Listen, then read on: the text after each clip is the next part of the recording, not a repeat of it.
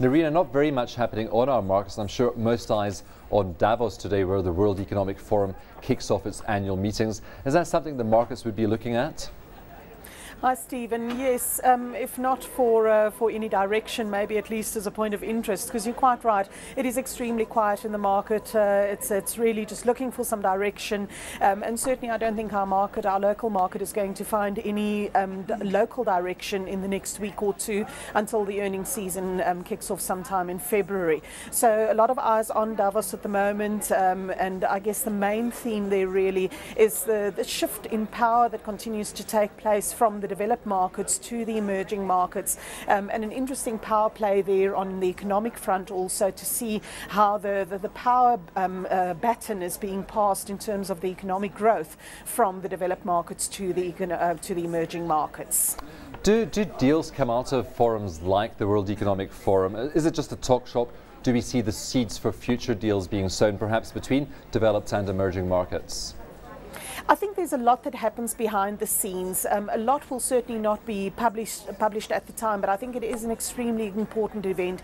It's the sort of event where you have to go, you have to be seen, and a lot does happen behind the scenes. I think observers often are disappointed at the lack of detail that is disclosed during such an event, but I think it is an important event where the seeds are sown, where the playing field is being described, where it's being laid, and where the agreements are reached, certainly for future benefit. And I think it is an important one right at the beginning of the year to set the scene for what the 2011 calendar year will look like on the global financial and economic scene.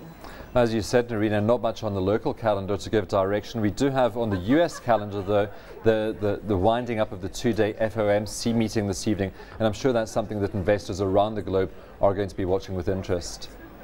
Yes, I think it's a very important one, and I think we got our first indication yesterday with the release of the US Consumer Confidence Index.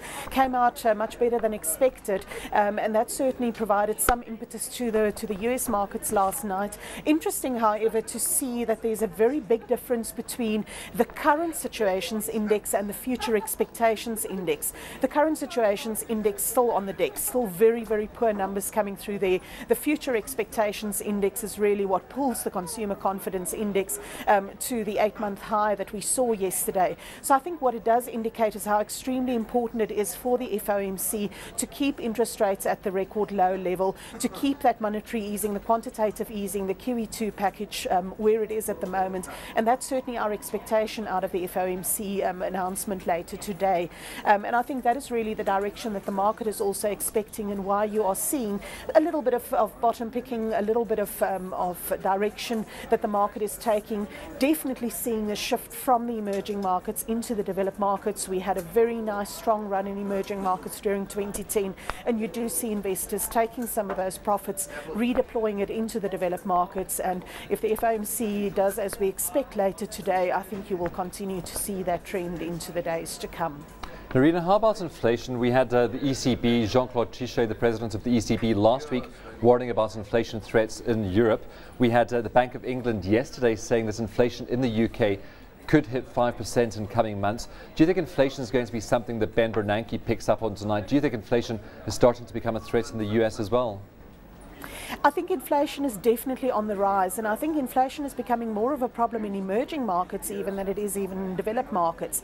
I think what we must remember is that on the currency front, many of the emerging markets have been protected to a large extent from the inflationary pressures that have been building in the system due to the strength that we've had in many of the emerging currencies. And I think South Africa is a very good case in point in terms of that.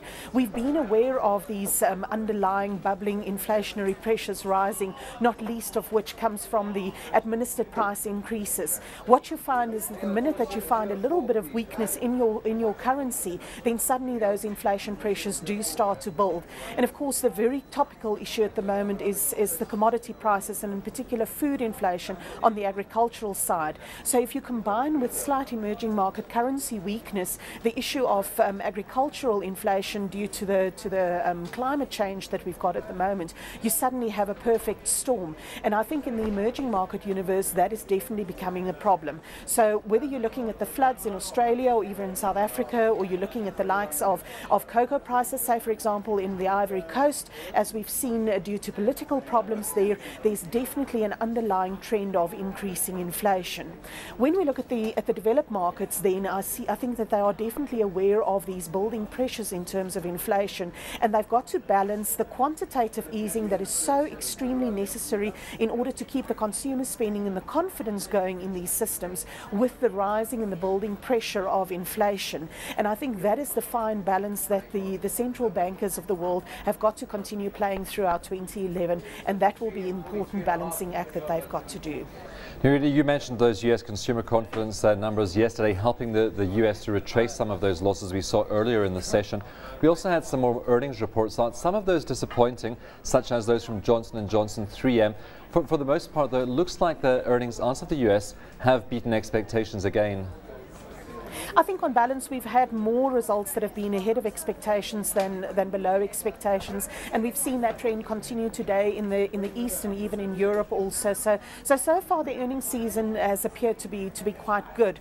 I think again we've got an interesting mix in terms of especially in the emerging markets, the commodity story that have certainly provided at a nominal level a very nice boost in terms of the earnings, and then you've had these excessive low accommodative interest rates that have certainly also helped with a lot of the emerging market plays and on the financial front to actually keep costs low. So I think when we look at our own earnings season about to kick off in February, it's going to be interesting to see how, particularly on the resource side, these two factors play against one another, because of course the strong currency, unfortunately for the South African resource companies, means that they will not get the full benefit of on the revenue side of the commodity prices that have risen in dollar terms, and yet on the cost side they've had the rising pressures of things like the labour costs, the electricity costs and so on. And then of course since January we've suddenly had a weakening currency, and I think in the current environment one might be expecting better results, but we must bear in mind that this is the results for the 6 month to the end of December, and we might be a little bit disappointed in some of those results. But our earnings season will only start in February, usually kicking off with many of our resource companies, the golds and the platinums, and even Sappi and Arcelor, those sort of companies. So currently it looks as though all is well on the earnings front in the developed and the Asian emerging markets. Well, we've had a taste of those earnings. We are going to start seeing gold companies out with production reports this week. Those production reports looking pretty okay. As you said, the rand could put some pressure on them. Retailers, we had most of the retailers out with trading updates. We also had Group 5, one of the construction companies, out with a trading update last week, and that didn't look quite as good. Yes, I must say it was quite disappointing to look at Group 5 and to see where the expectation was that there would be a much better a forward book in terms of fixed income spending from government in particular. I think that was the big disappointment within the construction space. Construction certainly was a significant underperformer during 2010, and it was one of the sectors that many investors were looking towards for a recovery story, because there's such a dire need for fixed income spending in South Africa, and it's one that there's a question mark over. So I think a sector certainly that would need quite a bit of attention in terms of looking through those numbers when the rest of the sector reports in the coming weeks.